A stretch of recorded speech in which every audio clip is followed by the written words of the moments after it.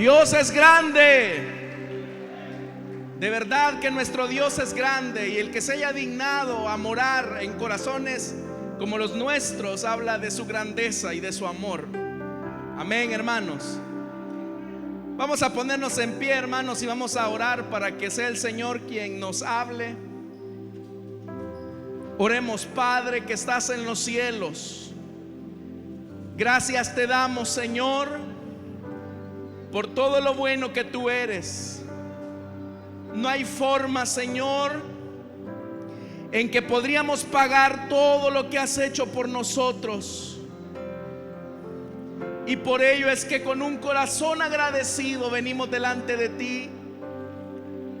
Señor amado, te suplico en esta hora que tu Espíritu Santo pueda venir y darle vida a tu palabra. Lo que nosotros no podemos hacer, Señor, tú sí lo puedes hacer. Amado Dios, usa este instrumento para tu gloria. Que tu pueblo pueda ser bendecido, Señor. Que regrese renovado, fortalecido. Te lo pedimos, bendito Dios. Te lo suplicamos. Háblanos, háblanos, te lo pedimos. En el nombre de Jesús. Amén y amén. Vamos a abrir la Biblia, hermanos. Lo vamos a hacer en el libro del profeta Isaías, capítulo 48. Recuerde que los días viernes estamos desarrollando una serie de estudios a la que hemos titulado Nuestra identidad de fe. Isaías capítulo 48, versículo 16 dice la palabra del Señor: acérquense a mí, escuchen esto. Desde el principio jamás hablé en secreto. Cuando las cosas suceden, allí estoy yo. Y ahora el Señor omnipotente me ha enviado con su Espíritu. A partir de este texto, hermanos, quiero hablar acerca de la Trinidad de Dios. Pueden tomar sus asientos, por favor.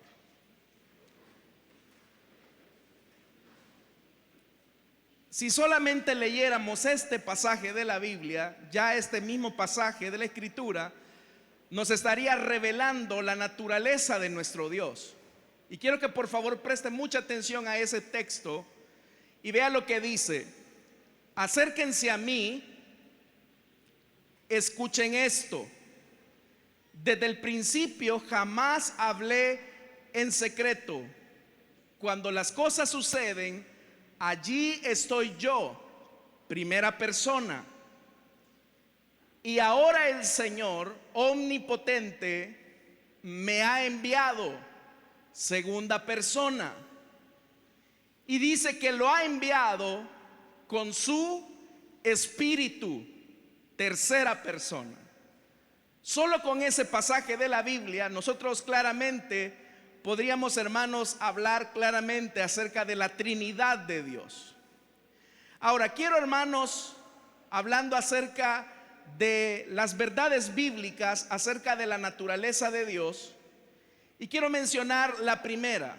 La primera verdad bíblica es que existe un único Dios verdadero que subsiste en tres personas distintas: Padre, Hijo y Espíritu Santo.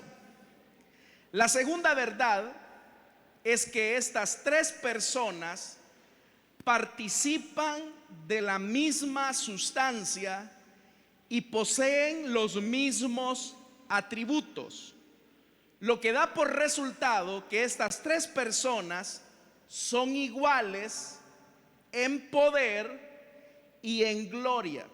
Esa es una verdad, segunda verdad importante. Tres personas que participan de la misma sustancia, que poseen los mismos atributos y que como resultado vienen a ser iguales en poder y en gloria. La tercera verdad bíblica acerca de la naturaleza de Dios es que son tres personalidades que no deben de confundirse ni mezclarse, pero una sola sustancia que no puede dividirse. Quiero que preste atención a esas tres verdades, hermano. La primera, existe un único Dios que subsiste en tres personas distintas: Padre, Hijo, Espíritu Santo. La primera verdad. Segunda verdad, estas tres personas participan de la misma sustancia singular, y poseen los mismos atributos que da por resultado ser iguales en poder y gloria. Y la tercera verdad es que estas tres personalidades no deben confundirse ni mezclarse, pero una sola sustancia que tampoco puede dividirse. Entonces, vamos a comenzar, hermanos, con la primera verdad. Existe un único Dios verdadero. La primera verdad acerca de la doctrina de la Trinidad de Dios es que existe un único Dios verdadero. La doctrina de la Trinidad se fundamenta sobre la verdad que solamente existe un único Dios verdadero. No hay más Dios a la par de Él. Y aun cuando existen múltiples religiones, el cristianismo sostiene la verdad de un único y verdadero Dios. Ahora, hemos dicho que el cristianismo sostiene la doctrina de la Trinidad, pero la misma doctrina de la Trinidad rechaza toda forma de triteísmo. Es decir, que cuando hablamos de la Trinidad no estamos hablando de tres dioses, sino que estamos hablando de un único Dios verdadero. De hecho, que la palabra Trinidad habla de triunidad. Es decir, que algunos, incluso escritores, teólogos, hablan acerca de la triunidad, porque precisamente esa palabra Trinidad expresa la naturaleza de Dios. Ahora, ya habrán personas que incluso estarán diciendo: mire, pero la palabra Trinidad no aparece en la Biblia. Y eso es verdad. Como tampoco aparece en la Biblia la palabra rapto, pero sí aparece la palabra arrebatamiento. No porque no aparezca esa palabra en la Escritura significa que no se hable en la palabra de Dios de esta verdad de la Trinidad de Dios. Entonces, para fundamentar la verdad bíblica que solamente existe un único Dios verdadero, vamos a comenzar a acercarnos a algunos pasajes del Antiguo Testamento. Por ejemplo, en Deuteronomio capítulo 4, versículo 35 dice: así te ha mostrado todo esto para que sepas que el Señor es Dios y que no hay otro fuera de Él. El libro de Deuteronomio, hay que recordar que es lo que se conoce como el segundo discurso de Moisés antes de despedirse de Israel. Y lo que Moisés quiere enfatizarle a Israel es la verdad de un único Dios, que no hay más dioses que nuestro Señor, solo hay un Dios verdadero. El salmista también, hermanos, en el Salmo 86, versículo 10, dice de la siguiente manera: porque tú eres grande y haces maravillas. Está hablando de los atributos y de la acción de Dios el salmista. Primero dice: tú eres grande. Eso es lo primero. Y por cuanto tú eres grande, haces maravillas. La palabra que se traduce del hebreo maravillas da la idea de portentos, da la idea de señales extraordinarias. Pero el mismo salmista adjudica la grandeza y la maravilla de estas acciones y de la esencia de quien las ejecuta en un único Dios, porque termina diciendo: solo tú eres Dios. Entonces, el único que puede hacer, el único que es grande, y por eso es que los hebreos se referían a Dios también como el Altísimo, es decir, a quien nadie puede llegar. Dice que Él hace maravillas y dice que ese Dios que es grande y que hace maravillas solo es uno. Y ahí lo dice, solo tú eres Dios. Entonces, hermanos y hermanas, estamos descubriendo la verdad bíblica, que solamente hay un único Dios verdadero. Y en la primera carta a Timoteo, en el Nuevo Testamento, también se vuelve a reafirmar esta verdad. Porque alguien podría decir, bueno, en el Antiguo Testamento queda más que claro que Dios es uno. Pero en el Nuevo Testamento, ¿cuáles son las evidencias que demuestran que nuestro Dios es uno? Este texto de la Biblia es sumamente importante porque va a revelar dos verdades. La primera, la que ya hemos mencionado. Vea lo que dice Primera de Timoteo, capítulo 2, versículo 5. Porque hay un solo Dios. Comienza con esa verdad.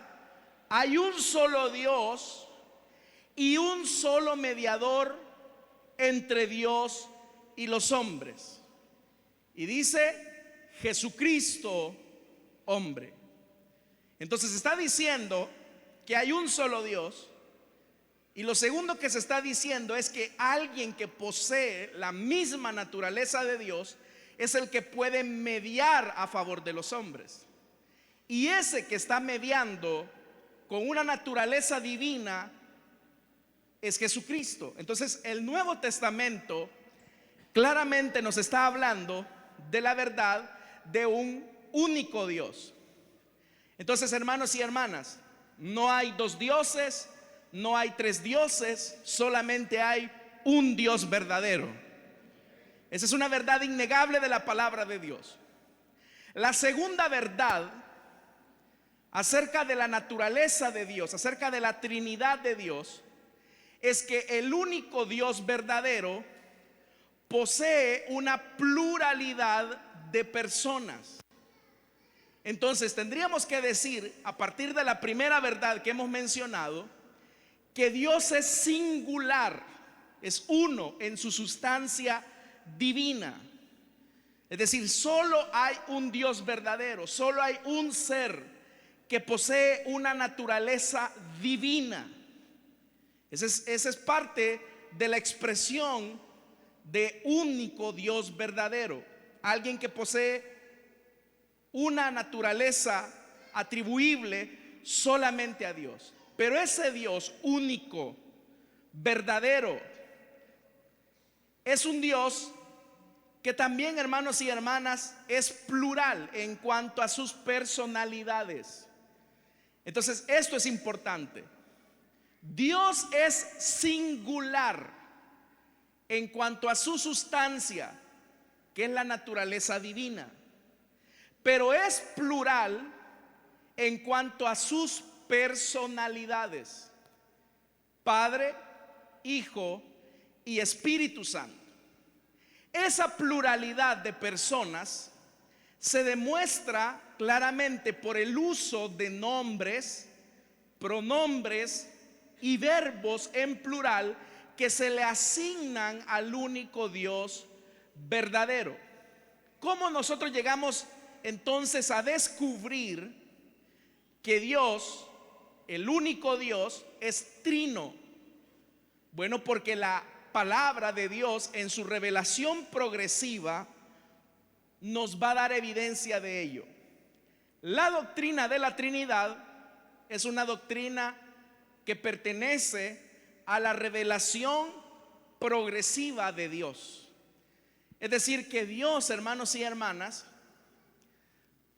no mostró toda la revelación al hombre, debido a que esa revelación fue avanzando de manera progresiva en el tiempo.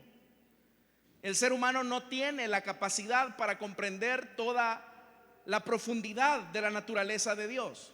Entonces, por eso es que se dice que la doctrina de la Trinidad pertenece a las enseñanzas de las doctrinas de revelación progresiva de Dios. Veamos, hermanos y hermanas, un pasaje de la Biblia en Génesis capítulo 1, versículo 1, un pasaje conocidísimo. Dios en el principio creó los cielos y la tierra. El nombre que se utiliza ahí de Dios en el hebreo es Elohim. Elohim en el principio creó los cielos y la tierra. Eso es lo que dice en el hebreo, que Elohim creó los cielos y la tierra. Pero el nombre Elohim, traducido al español, vendría a sonar algo así como dioses en plural. Entonces, obviamente, hermanos, no se está hablando, ya lo dijimos, porque ya asentamos la primera verdad, que solamente hay un Dios único y verdadero. Pero a partir del nombre Elohim, nosotros nos damos cuenta que ese Dios único y verdadero posee una pluralidad de personas. Porque Elohim suena a dioses. Él, Dios, y luego la partícula que se agrega, que habla de ese plural. Entonces Elohim está hablando, hermanos, o da la idea o describe la verdad de que esa naturaleza de ese ser único y verdadero posee una pluralidad de personas. De hecho, hermanos, la palabra Elohim, ahí está escrito en hebreo, aparece 2600 veces en el Antiguo Testamento. Es decir, que 2600 veces aparece el nombre Elohim en el Antiguo Testamento. Significa que 2600 veces Dios está manifestando que Él es el único Dios verdadero, pero que subsiste en tres personas diferenciables. Veamos algunos textos del Antiguo Testamento. Veamos, hermanos y hermanas, Daniel capítulo 7, versículo 9. Vamos a ver el tercer aspecto de esta verdad, y es que las tres personas divinas aparecen de manera simultánea y diferenciada en diversos pasajes de la Escritura. Veamos lo que dice Daniel capítulo 7, versículo 9. Les recomiendo, hermanos, que si pueden ustedes ir anotando las citas para que después ustedes en su casa puedan ampliarlo, sería mucho que mejor. Vea lo que dice Daniel capítulo 7, versículo 9. Es una revelación a que Daniel está teniendo. Mire lo que dice: mientras yo observaba esto, se colocaron unos tronos. Está hablando en plural, no está diciendo se colocó un trono. Vea lo que dice Daniel: se colocaron unos tronos. Está hablando de plural. Y tomó asiento un venerable anciano. Su ropa era blanca como la nieve y su cabello blanco como la lana. Su trono con sus ruedas centellaban como el fuego. Es decir, que alrededor de ese trono habían unas ruedas que circulaban, y esas ruedas, hermanos y hermanas, habla de los querubines que están en movimiento protegiendo la santidad de Dios. Eso es lo que Daniel vio, que también vio el profeta Ezequiel. Pero vea eso, ahí dice claramente que mientras yo observaba esto, se colocaban unos tronos. Está hablando de plural. Pero la cosa no termina ahí, hermano. En el versículo 13, vea lo que dice: en esa visión nocturna vi que alguien con aspecto humano venía entre las nubes del cielo. Por favor, hermano, no pierda de vista lo que Daniel está viendo. Un venerable anciano se está sentando en uno de esos tronos. Pero ahora Daniel está diciendo: en esa visión nocturna vi a alguien con aspecto humano que venía entre las nubes del cielo. Entonces ya el pasaje nos está revelando quién fue el que se sentó primero. ¿Quién se sentó primero, hermanos?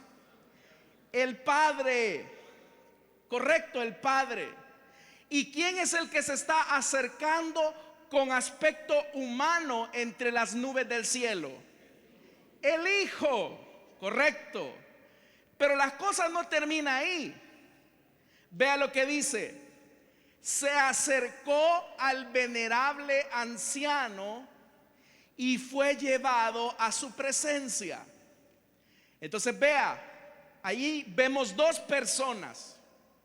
El Padre está sentado, el Hijo se está acercando entre las nubes del cielo, y dice que con aspecto humano se acercó al venerable anciano. Son dos personas que se están encontrando.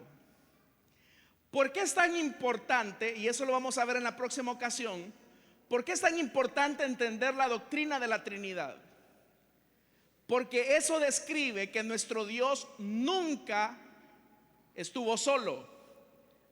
Eso es lo que el Señor dijo en Isaías capítulo 48 versículo 16, cuando dice: desde el principio jamás hablé en secreto.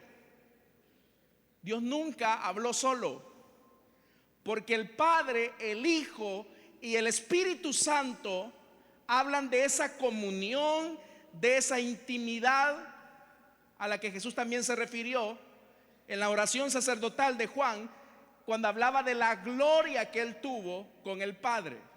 Y Daniel aquí claramente está describiendo esto. Pero la cosa no termina ahí, hermanos. Hay algo más glorioso. Y se le dio autoridad, poder y majestad. ¿A quién el venerable anciano le está dando autoridad, poder y majestad? Al Hijo, a este que viene con aspecto humano. El Padre le está dando autoridad, le está dando poder, le está dando majestad. Oiga, esto es el Antiguo Testamento, hermano y hermana. Yo no sé si usted alaba a Dios por esto, pero es el Padre el que le está dando autoridad, poder y majestad. Pero la cosa no termina ahí. O sea, si esto ya es sorprendente, la cosa no termina ahí. Todos los pueblos, naciones y lenguas. ¿Qué es lo que dice ahí, hermano? ¿Qué dice ahí la Biblia? Dice: lo adoraron. ¿A quién adoraron? Al Hijo, a ese que tenía aspecto humano. El Padre le dio autoridad, poder y majestad para que todas las naciones y todas las lenguas adoren al que está sentado a la diestra de la majestad del Padre. Amén, hermanos. Pero la cosa no termina ahí, porque dice: su dominio es un dominio eterno que no pasará, y su reino jamás será destruido. Entonces Daniel mismo está viendo cómo aparecen simultáneamente el Padre y el Hijo. Dos personas diferenciables. Y en el Nuevo Testamento, en Mateo, hermanos y hermanas, aquel pasaje conocidísimo, vea lo que Jesús dijo: por tanto, vayan y hagan discípulos de todas las naciones, bautizándolos en el nombre del Padre, del Hijo y del Espíritu Santo. Esta es la fórmula bautismal que Jesús enseñó. Esta es la fórmula bautismal que Jesús enseñó. A esa fórmula bautismal que Jesús enseñó es a lo que en el libro de los Hechos de los Apóstoles se llama el bautismo en el nombre de Jesús, en el nombre del Señor Jesucristo, en el nombre de nuestro Señor. ¿Por qué razón? Porque había bautismo, el bautismo de Juan, por ejemplo. Entonces había un bautismo que se practicaba como Juan lo había enseñado. Estaba también los bautismos de los judíos. Los esenios practicaban formas bautismales como rito de purificación.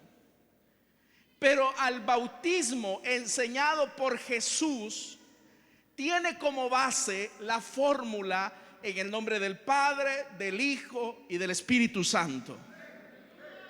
Dicen amén a esto, hermanos. Por eso comenzamos con esa primera verdad.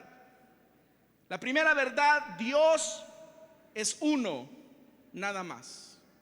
Pero ese Dios uno y verdadero subsiste en tres personas diferenciables. Ahora, cada una de las tres personas de la Trinidad poseen la misma sustancia divina. El Padre es Dios. Veamos lo que dice el apóstol Pablo en Romanos capítulo 8 versículo 6. Vea, para nosotros no hay más que un solo Dios. Nuevamente el Nuevo Testamento reafirmando la verdad que solamente hay un solo Dios. ¿Y quién es ese un solo Dios? El Padre, de quien todo procede y para el cual vivimos. Y no hay más que un solo Señor, es decir, Jesucristo, por quien todo existe y por medio del cual vivimos. Entonces Pablo está diciendo que el Padre es Dios. También, hermanos y hermanas, se da testimonio que el Espíritu Santo es Dios. No toco la enseñanza en este momento de la divinidad del Hijo, porque esa va a ser una enseñanza posterior, donde nos vamos a ampliar y vamos a ver, hermanos, que el Hijo, es decir, Jesucristo, es Dios también. Pero veamos acerca del Espíritu Santo. El Espíritu Santo es Dios. El famoso texto de Hechos capítulo 5 versículo del 3 al 4 dice: Ananías le reclamó Pedro: ¿cómo es posible que Satanás haya llenado tu corazón para que le mintieras? ¿A quién? Al Espíritu Santo. Eso es lo que está diciendo Pedro. Y te quedarás con parte del dinero que recibiste por el terreno. ¿Cómo es que te llenaste de mentira para quedarte con parte del dinero? Y dice: ¿acaso no era tuyo antes de venderlo? Y una vez vendido, ¿no estaba el dinero en tu poder? ¿Cómo se te ocurrió hacer esto? No has mentido a los hombres, sino ¿a quién? A Dios. Entonces, en la primera pregunta, ¿cómo es posible que Satanás haya llenado tu corazón para que mintieras al Espíritu Santo? Y la última pregunta es: ¿cómo se te ocurrió hacer esto? No has mentido a los hombres, sino que has mentido a Dios. Entonces Pedro está afirmando la verdad que el Espíritu Santo es Dios. Amén, hermanos. Entonces, las Escrituras desde el Antiguo Testamento hasta el Nuevo Testamento nos demuestran que aunque las tres personas de la Trinidad poseen la misma naturaleza divina, no obstante, sus personalidades están marcadas con ciertas actividades que no son intercambiables, sino que son exclusivas y que las presentan como distintas entre sí. Entonces veamos. Hemos dicho: Dios solamente hay uno, un único Dios verdadero. Segundo, Dios subsiste en tres personas distintas que poseen la misma sustancia divina, pero con pluralidad de personalidades. Vamos a ver entonces, hermanos, la siguiente verdad: ¿por qué el Padre cumple una función, el Hijo cumple otra función y el Espíritu Santo también cumple otra función. Veamos, en primer lugar, vamos a sentar esta verdad. Dios no puede dividirse a sí mismo. Dios no puede dividirse. Es decir, no es que de repente el Hijo se va a separar del Padre o el Espíritu Santo se va a separar del Hijo. Porque aunque los tres son diferenciables en personalidad, los tres gozan de la misma naturaleza divina. Entonces, hermanos y hermanas, cuando Dios actúa, Él concuerda y armoniza absolutamente con todo lo que Él hace. Si por ejemplo Dios va a crear algo, participan las tres personas de la Trinidad. En el plan de salvación, participan también las tres personas de la Trinidad. Pero aun cuando participan las tres personas de la Trinidad, cada una de las personas cumple una tarea y una misión distinta o diferente. Entonces, hermanos y hermanas, ningún atributo de Dios se contradice en sí mismo. Ningún atributo del Hijo va a contradecir al del Padre. Ningún atributo del Espíritu Santo va a contradecir al Hijo. Porque todo lo que Dios hace está en perfecta armonía, en perfecta sincronía, para efectuar o actuar en medio de los hombres o en medio de la iglesia. Ahora, lo que sí es cierto es que hay ciertas actividades que no son intercambiables entre las personas de la Trinidad. Vamos a poner algunos ejemplos. El Padre nos escogió en predestinación. ¿Quién nos predestinó para que nosotros ahora seamos hijos de Dios? El Padre.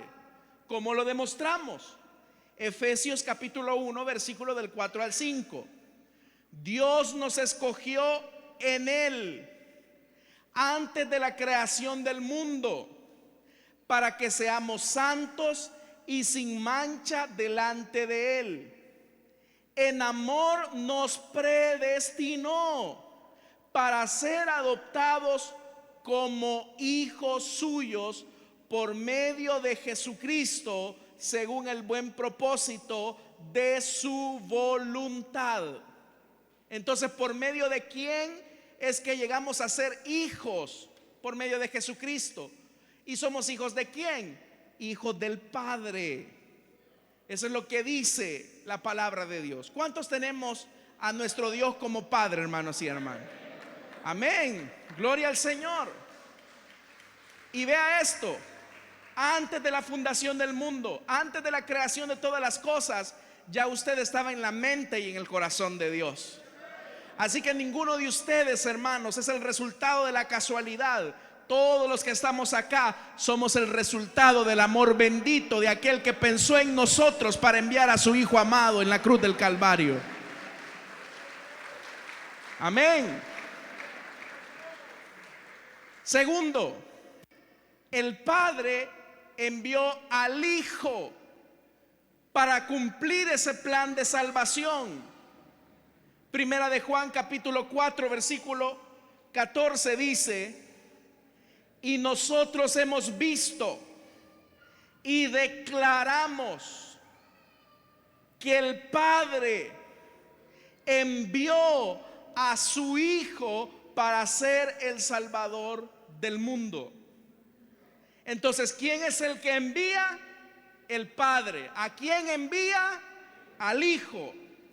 Son dos cosas, hermanos y hermanas.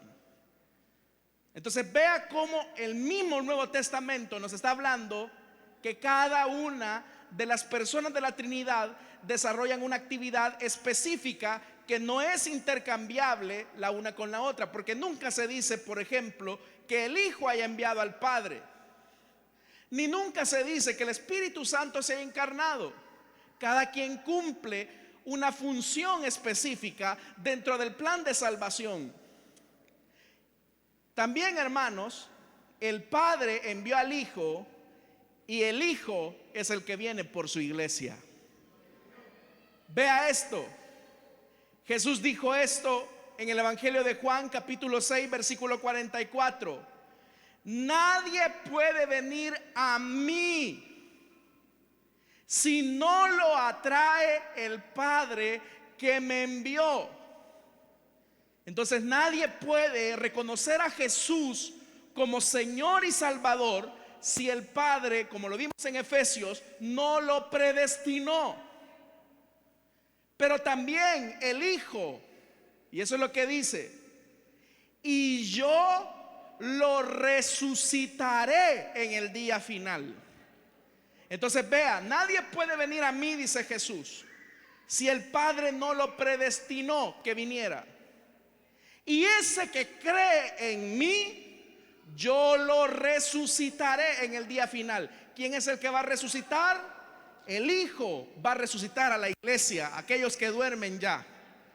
Entonces vea, funciones diferentes. El Padre y el Hijo enviaron al Espíritu Santo. Juan capítulo 14, versículo 26. Pero el Consolador, el Espíritu Santo, a quien el Padre enviará, que dice, en mi nombre, les enseñará todas las cosas y les hará recordar todo lo que les he dicho. Así que esta reunión no es una reunión cualquiera, porque el Espíritu Santo está en medio de su pueblo a estas horas de la noche. Así que bienvenido, Espíritu Santo.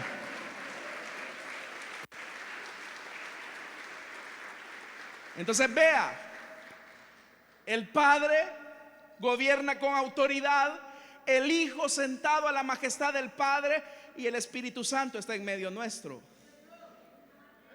No sé si se alegra porque el Espíritu de Dios está acá, de verdad. Debe de alegrarse porque el Espíritu de Dios está acá, hermano y hermana.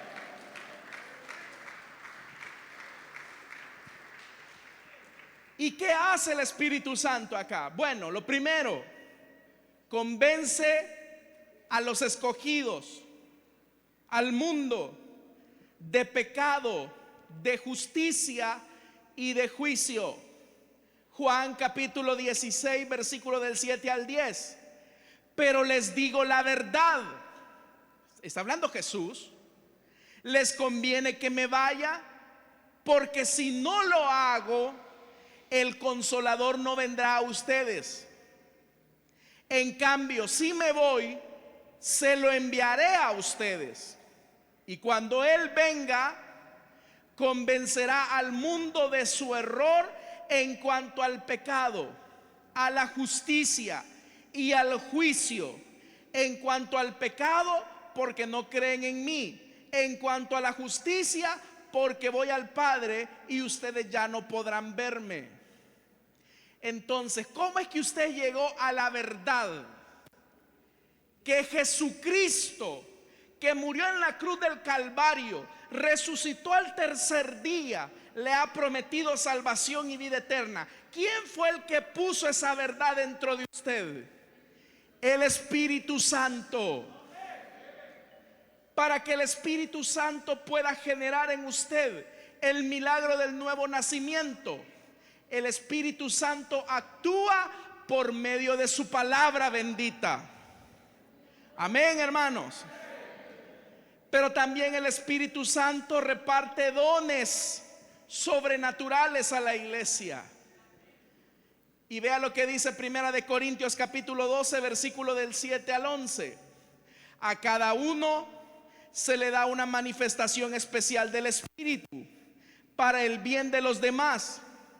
A unos Dios les da por el Espíritu palabra de sabiduría, a otros por el mismo Espíritu palabra de conocimiento, a otros fe por medio del mismo Espíritu, a otros y por ese mismo Espíritu dones para sanar enfermos, a otros poderes milagrosos, a otros profecía, a otros el discernir espíritus, a otros el hablar en diversas lenguas y a otros el interpretar lenguas. Todo esto lo hace un mismo y único Espíritu, quien reparte a cada uno según Él lo determina. Así, hermanos, no me vayan a mentir. ¿Cuántos han tenido la bendición de hablar en nuevas lenguas? Levanten la mano. ¡Qué bien! Significa que el Espíritu Santo le ha dado ese don. Lo ha bautizado con su Espíritu. Ahora, entre las principales obras de Dios, todas gloriosas y portentosas, se encuentran las siguientes. El Padre, el Hijo y el Espíritu Santo crearon este mundo. Ya lo vamos a ver más adelante. En la encarnación del Verbo, ¿quién envió al Hijo? El Padre. ¿Quién colocó? ¿Quién fecundó en el vientre de María al Hijo? El Espíritu Santo. ¿Y quién nació en ese vientre? El Hijo. Entonces, en la encarnación del Verbo participaron las tres personas de la Trinidad. En la redención y la resurrección de Cristo también participaron las tres personas de la Trinidad. En la santificación también participaron las tres personas de la Trinidad. Entonces, mire, esto es increíble. Pudiéramos pasar aquí toda la noche, pero el tiempo ya casi se nos acaba. Ahí aparecen en esa tabla la función: creador, resucita, conoce todo, santifica, dador de vida, comunión, habla, ama, da gozo, salvador, juzga. Aparece el Padre, el Hijo y el Espíritu Santo, y abajo todas las citas bíblicas que respaldan estas verdades. Entonces, hermanos y hermanas, qué bendición que conozcamos, aunque sea un poquitito, de la naturaleza de nuestro Dios. Dios no tenía necesidad de crearnos a nosotros, hermanos y hermanas. Dios no tenía necesidad de enviar a su Hijo a morir por nosotros en la cruz del Calvario. Pero así como el Padre ama al Hijo, el Hijo ama al Padre, el Padre ama al Espíritu Santo. Ellos se amaban y se aman. Dios, nuestro Dios sabio, dijo: vamos a compartir un poco de nuestra gloria y de nuestro amor hacia seres más pequeñitos, chiquitos, hechos de barro. Y eso somos usted y yo, hermanos y hermanas. Por eso, que digamos que ahora el Hijo vive en nuestro corazón, que el Espíritu Santo mora dentro de nosotros y que tenemos un Padre que está por nosotros, hermanos y hermanas, y nos predestinó. Eso es glorioso. Ese es un Dios grande. ¿Se alegra usted por esto, iglesia? Ese es el amor grande de nuestro Dios.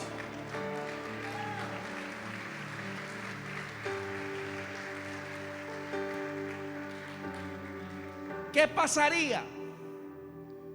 Como hay ciertos grupos que niegan la Trinidad de Dios, ¿sabe qué ocurriría si se negara la Trinidad de Dios? Primero, una negación de la Trinidad resultaría en una negación de la persona de Dios.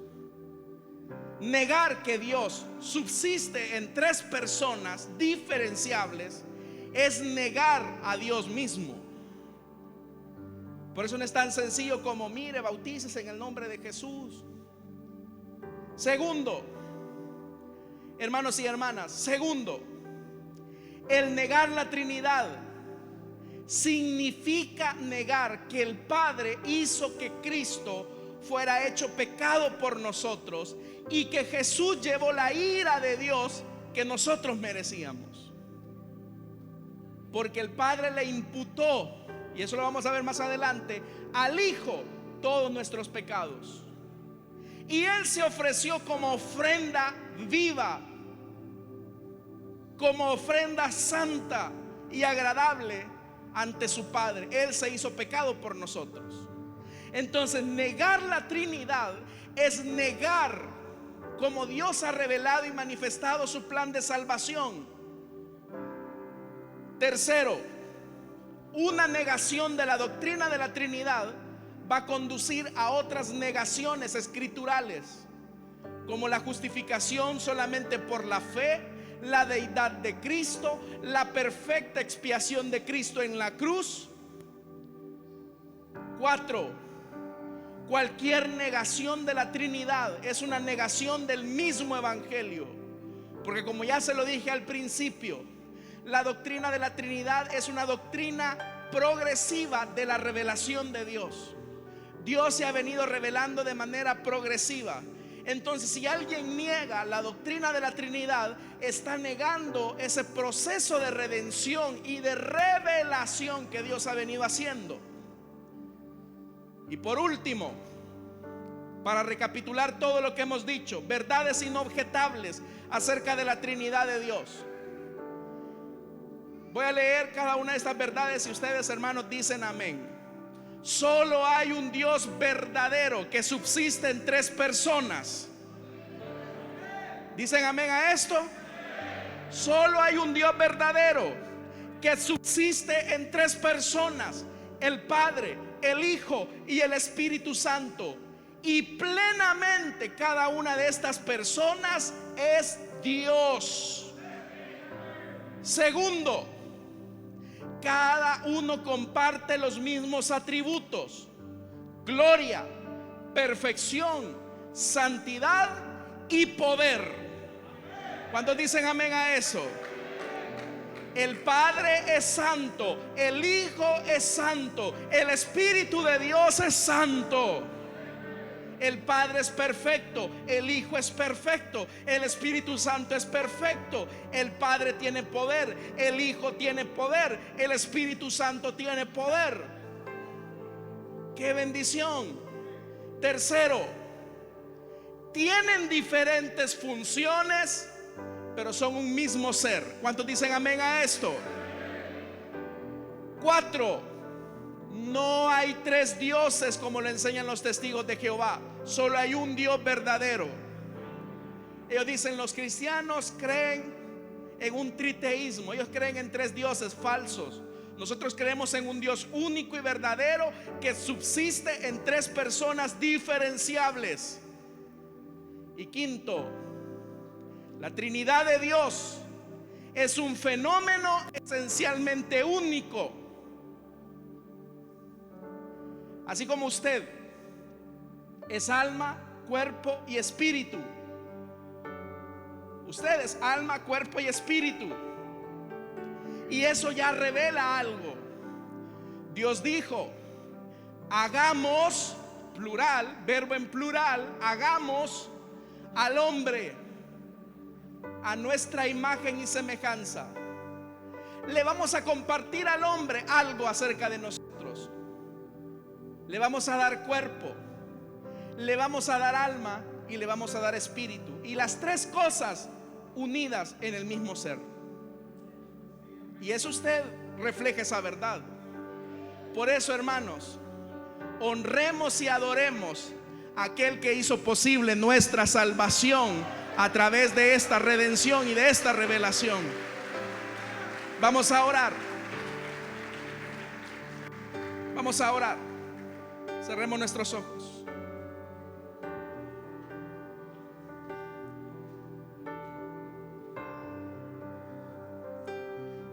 Rápidamente, si hay alguna persona que desea entregarle su vida a Jesús.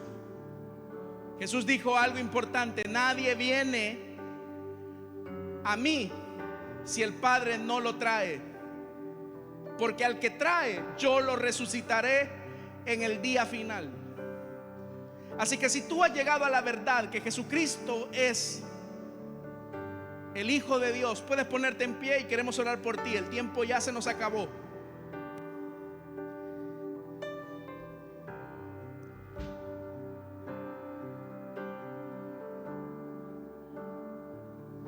¿Hay alguien?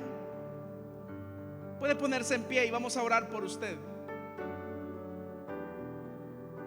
Aquí hay una vida. ¿Hay alguien más que quiere entregarle su vida a Jesús o desea reconciliarse?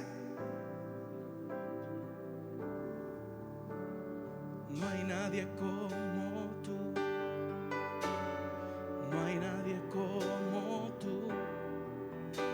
precioso y glorioso, tan bello y tan hermoso. ¿Hay alguien más? ¿Hay alguien más que quiere entregarle su vida a Jesús o que quiera reconciliarse? Póngase en pie. Cierro esta invitación ya, pero sé que Dios ha tocado las vidas. ¿Hay alguien más? Vamos a orar entonces. Padre que estás en los cielos, gracias te damos por esta vida, Señor, a la que tú ahora salvas.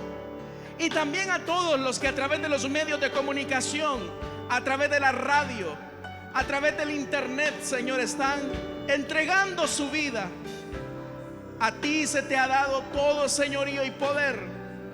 Por eso te alabamos y te adoramos. Pongámonos en pie, hermanos, y reconozcamos la grandeza de nuestro Dios. Precioso y glorioso, tan bello y tan hermoso.